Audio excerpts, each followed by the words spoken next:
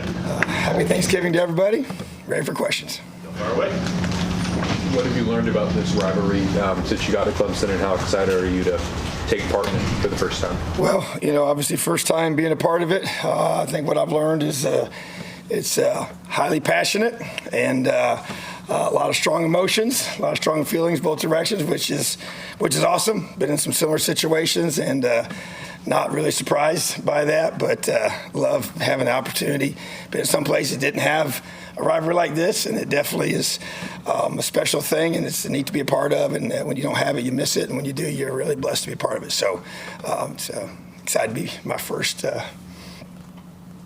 pump in the ball.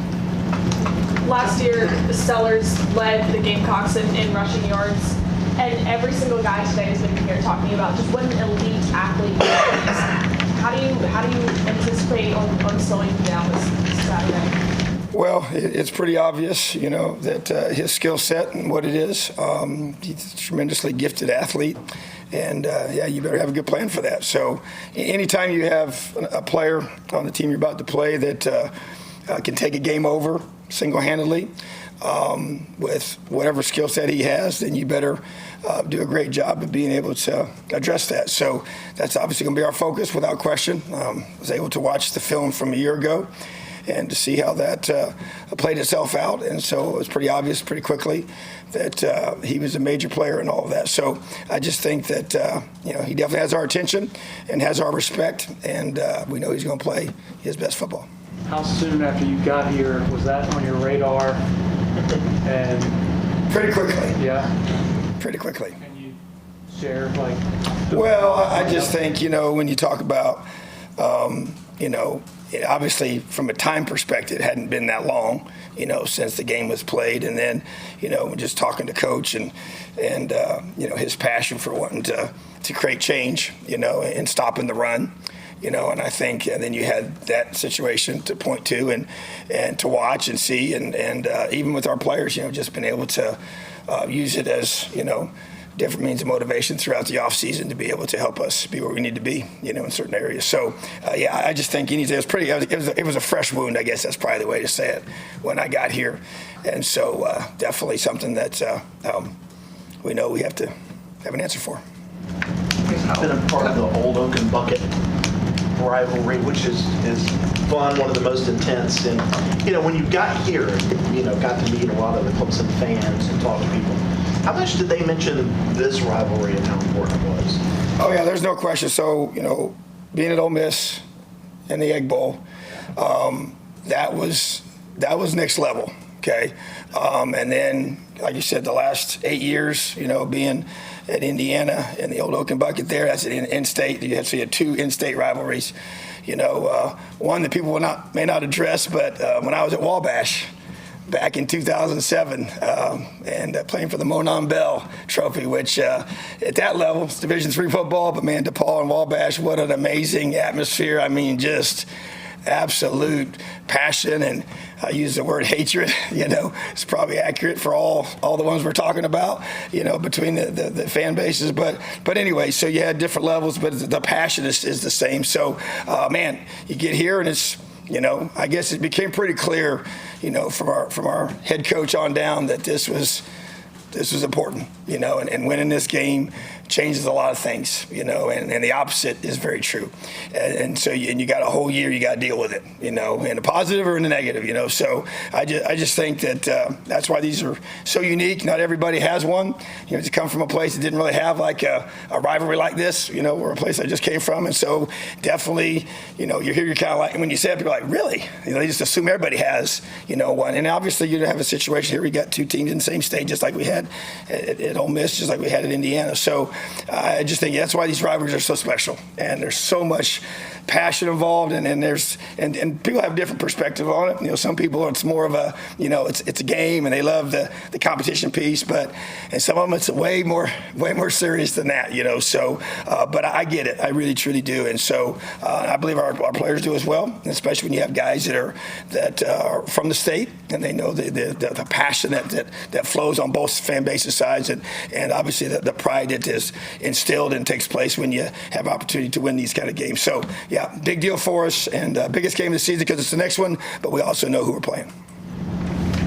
Dad always talking about you maybe switched up meetings a little bit to try to alleviate or I guess improve communication. Like, what did you guys actually change? Yeah, so just basically just wanted all three groups, our safeties, our corners, our nickels, all to be in the same room together, and had done that at times on some certain things, but felt like that doing that all the time, so that happened after the Duke game, and so been doing it ever since, and so just really truly making sure that there was just zero communication issues, everybody hearing the exact same thing, on each one of the calls, and what this guy's doing, that doing. Like I said, we had done that at times, but just went to wholesale.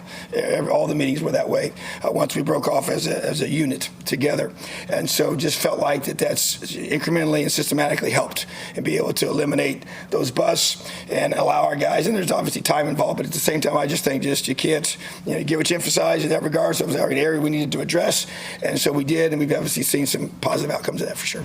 And with that said, just because I've watched the game a lot of times through binoculars, it looks like you've streamlined the communication on the sideline during games too, and getting play calls in. Am I wrong, right? Yeah, so basically, when you call, defensively, you have the whole trying to, get as much information as you can prior to making your call, right? And so that also involves, do you delay your call so they can't get a chance to see what you're signaling in, so they have a chance to figure out what those signals are? And so just all those things you're trying to work through. What I really try to do was just make sure, okay, guys, let's just make sure our guys get the call in as quickly as they can so they can make sure they can communicate, get their cleats in the ground, and have no issues. Because basically when we were having some of our issues, you had some guys that maybe with emotion or adjustment or whatever, something moved, and you had some communication that has to take place because of that movement. And so I think that's helped us alleviate those issues, so you get the call in faster, let the guys know what they're going to be running, start communicating, and then when movement happens, they're already got their cleats in the ground, ready to roll, and they can make those adjustments there. So yeah, there's no doubt, just trying to do what I can do to make it easier on them, to be able to streamline the communication and help them execute better. And it's helped us for sure. You mentioned all three groups being in the room together secondary-wise. Is that you presiding over that, or how does that work? No, so what we do is that Thomas Allen, who's knows this system inside and out, he's been the one overseeing those, and that way allows me to be with the linebackers where I really want to be, and I've obviously been in and out of those meetings, but at the same time be able to have everybody on the same page with that, and that way you get that one voice. And then obviously you have your position coach for each one of those groups, but it was be able to have everybody hearing the same thing, all the checks and adjustments, and it's just really seemed to help a lot. So definitely the direction we went, and talked about that with coach, and it's been super positive. Anybody else for Coach Allen? With the injury to Lawson, just what's your expectation for someone like Mayo who kind of steps up in that rotation now? Opportunity, challenged them with it yesterday. And I think there's several other guys as well, but the bottom line is when somebody goes down, then hate it for him, hate it for us, but at the same time, it's part of this game, and when that situation occurs, somebody else gets an opportunity to step up and take those reps. And so to me, we'll obviously make adjustments from that, but at the same time, you got a lot of guys that spend a lot of time in this program. They work extremely hard, and I've seen it happen in the past where either young guys, old guys, whatever their age is, when something happens like this, you get an opportunity to step up, and you got to take advantage of it. And sometimes those windows don't ever come back, but this is one for those guys to take advantage of. May will be one of them, and I'm excited to see them have a great week of preparations that we can put in position to have success on game day. How much of an asset has Corian Gipson been in the second year since he started playing? Yeah, I tell you, I'm so proud of him, and he'd come to me and wanted to have a chance to what can I do to play more, and so we talked about different things, and so we had the opportunity to get him some reps at our nickel earlier in the season, and as he grew in that role and started learning it and understanding it, and that's really a position that a lot of the time our corners would naturally fall into, and so just really, once again, a guy like that got a chance to give him some game reps, and with every game rep he got, he took advantage of it, and he started making plays, and his confidence started growing, and we knew he has talent, and he obviously does, and so he just needed to learn the position, and now he's starting to make plays, and he's playing with an edge about him, and he's playing with a swagger, he's playing with a belief in himself first, which is critical, and then belief in what I'm doing in my calls in the system, and then that be able to create confidence in the guys around you, and they see him making plays. So it's just a continual process of that, and so it's been huge for us. We need him to step up. That's a position that's I don't think he's been as productive productive as it nearly needs to be, and I want it to be and expect it to be. And so I'm excited for him, and then obviously Tink has continued to grow as well, and those guys sharpening each other, having two guys that can be able to make sure they can both do a great job together. Tom, it's no secret that South Carolina has struggled offensively. They made a play caller change a couple games ago and have been able to unlock a few more explosives. But what have you seen on film from the Gamecocks offensively over the course of the year? Obviously, anytime you make a change like that, your first thing you go through is, okay, what does that look like on the field? How are they structurally different? Are they calling different plays? Have they changed? You can't change your whole system, obviously, in a matter of weeks. But at the same time, you can see some changes for sure. They're trying to get their athletes the ball in space, and they've been successful doing that. That first half of A&M was impressive, and then what they did last week was impressive as well. And so just they got talented players, and so obviously being able for them to get those guys the ball is obviously their goal, and they're improving up front and doing a better job. And obviously they got an elite playmaker at quarterback. So anytime you got that, you got a chance to be dangerous. So there's no question we got to play our best football, and I'm excited for the opportunity.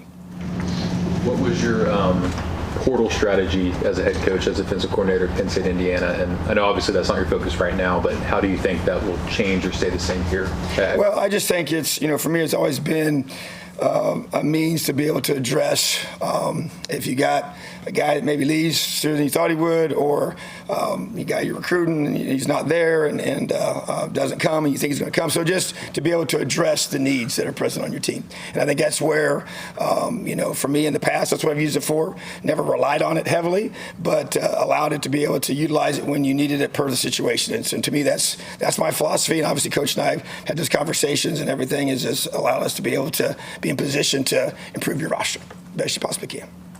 We were able to play a lot of players Saturday. Like Strozier got in a lot. Did anybody kind of catch your eye on film that you go, yeah, okay, now we can see a little bit of this guy, and I think he has a bright future? Yeah, well, I think Mayo was one of them. We felt like that seeing him close, and I think Ari Wofford had a play. We're like, okay, now you see what Ari has. He's obviously come back from an injury, and him have a chance to play. And I think, Fletch, making plays, had a TFL. He's just, to me, he had a great spring. And just to see him have that confidence and make those plays, he's actually right now our number 2 Sam. And so he's one play away or one guy away from being in that role. So I think guys like that, I think Caden Story to me is a guy that showed a burst off the edge. And I want to see that. He's been here several years. It's time for him to step up and take opportunities that are presented themselves and rise to those. And I also think that, the bottom line is that, we got a lot of young guys. Bunch of guys got to play, and so it was great to be able to get them out there, get a lot of great reps, make mistakes, learn from that, coach off of that, make some plays, be encouraged. But I think even like Brandon Strozier, he's a guy to me that has continued to climb this season, and relying on him obviously on game day, but at the same time he's still young in his development. So bottom line is that great opportunity last weekend to play a lot of guys, and we got to be able to use that momentum for those guys moving forward into this game and then into the bowl prep.